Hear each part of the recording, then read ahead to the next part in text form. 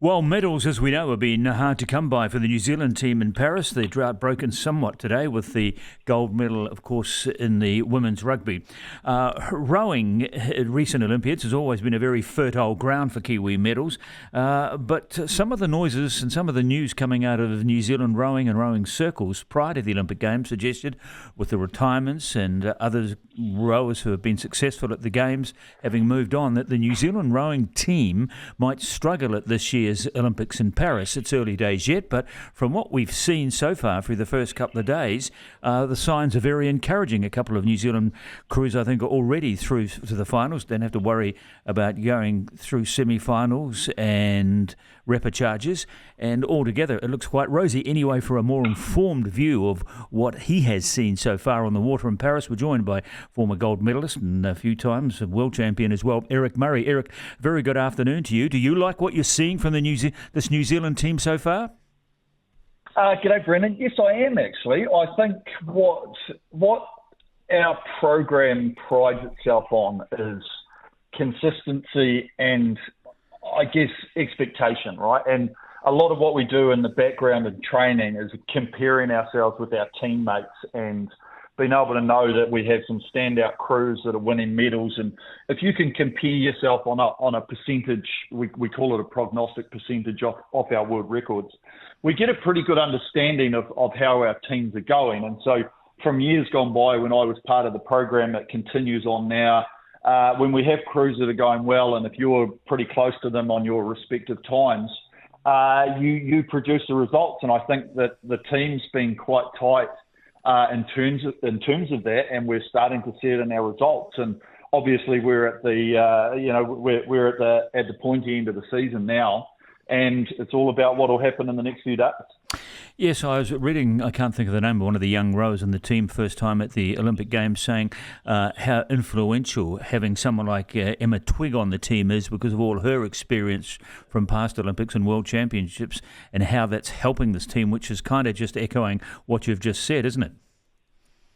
It absolutely is, and we've seen that success has bred success, right? And I think that's why for the last 24 years in rowing New Zealand, we've seen gold medals come out of every single Olympic Games.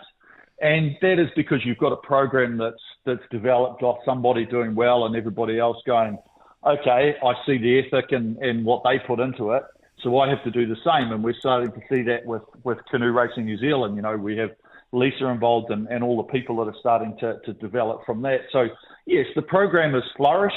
And we've got great crews in a whole lot of different events. And, after sitting here for a few nights watching things on TV, mate, there's going to be some great racing because we've already seen some fantastic stuff in some of the semi-finals last night. We've got a few more to come in the next couple of days. But, like medals, it's going to be really, really interesting. Could we start with the singles? Both Tom Mackintosh and Emma Twigg, are they through already to their respective finals? No, so with the singles do help with, I guess, globalness, whatever you call it, of the Olympics, and so there's a lot of single scullers, I think 36 or more, and that's why there's so many. They have to go through a quarterfinal. So last night in the single sculls was the quarterfinal. So when we look at it, Emma's on form. I always looked at Emma having to battle with the Dutch and the Australian girl. And then Tom, after last year's performance, getting up for a bronze medal, he's right there with Germany and the Netherlands, who were, gold and silver respectively last year. So they're both in a very good position. But of course, you've got these semi-finals that come through. And as I say, we saw last night with the men's and women's doubles. Those semi-finals were probably faster and more competitive than you're going to see a final, because at the end of the day, you've got one opportunity to make it into a final, to get into that top six, to then have a chance at getting a medal. And if you're not in the final, you don't have a chance. And so I think there's been quite a few crews that have absolutely thrown everything at it. We saw some photo finishes last night where people are missing out on the finals by hundredths of a second.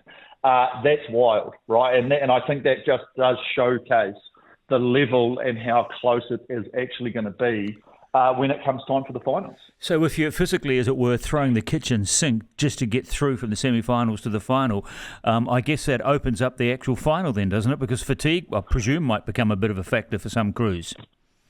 Absolutely, and I think what we pride ourselves on is the ability to back things up.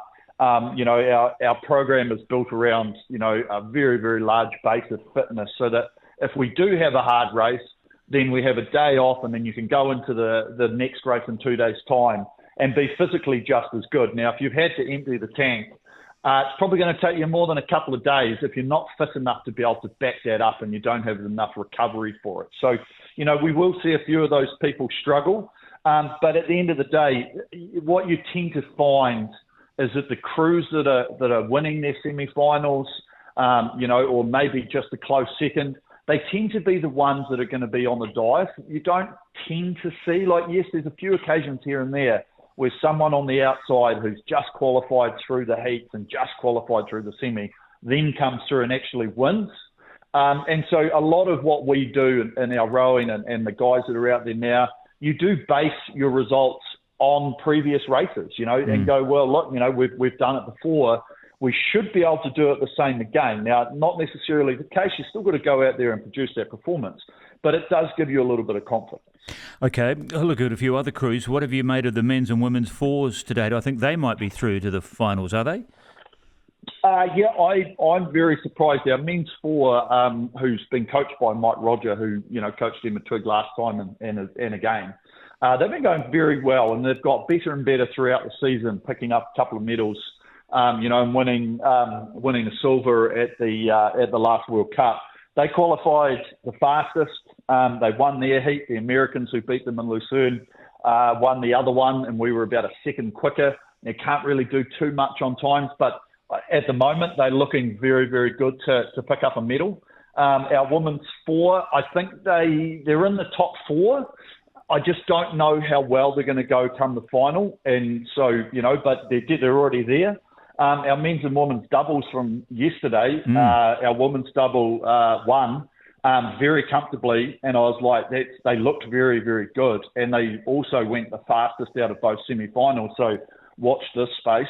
And then our men's double as well. They had a humdinger of a semi-final and are about third, fourth fastest on time. So I think we've got 2 medal chances there. We've got 2 medal chances in the fours. Emma and Tom have got to still come through. Then our lightweight double and our men's pair will be racing semi-finals tonight. So I think our lightweight women's double, actually, with Jackie Kittle stroking, they look very good, and I think that they have a chance to either win or get second. So they were up against, one of the best British teams, world record holders. So that's going to be a hard ask, but it's not an impossible ask. So what you kind of say, if I can sort of crunch it down into a few bullet points, is that we could be good for at least 2 or 3 medals. I would like to see, and I'll go out on a limb here. I think we've got a potential to get 5 or 6. Wow. Now I don't know how many are going to be gold as such, because I think we haven't what we have seen in this sort of, I guess, Olympiad is that we haven't had a dominant New Zealand crew like ourselves or like Kerry and Grace, who won the pair last time, that have gone out and be consistently sort of winning. We've had crews that have done very well and they've got medals in this and they might have got second here or third here, whatever. But we haven't had a crew where you'd be like, I'm going to put my house on this, which in a way is very good, because what you're trying to then look at is saying, well, we've actually got a very good program which is producing very good people, and everybody's within a position of getting a medal, and that's what we like to see. From the outside looking in, tell me again why we haven't got an 8 this time at Paris? Money. Probably money and personnel, and I think a lot of the problems, and Brendan, we could talk about it all day, and and I spoke to Darcy about it, the whole selection criteria thing of the NZOC and whatever else, but to get 8 or 9 or 10 people, you can't just have your 8 people. You've got to have some reserves and everything else. To have the funding available for that is a lot.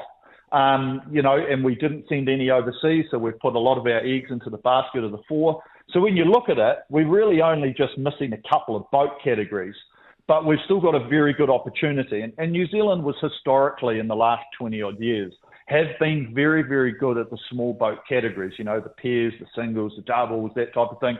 And it is very difficult to get an 8 program going because you've got to have such a large base number of people to be able to get that across the line. So I think we've got a perfect mix of getting people into seats that are going to produce the medals. And it's just about the next sort of 3 or 4 days of watching the last bit of the rowing and seeing what results can come out of that.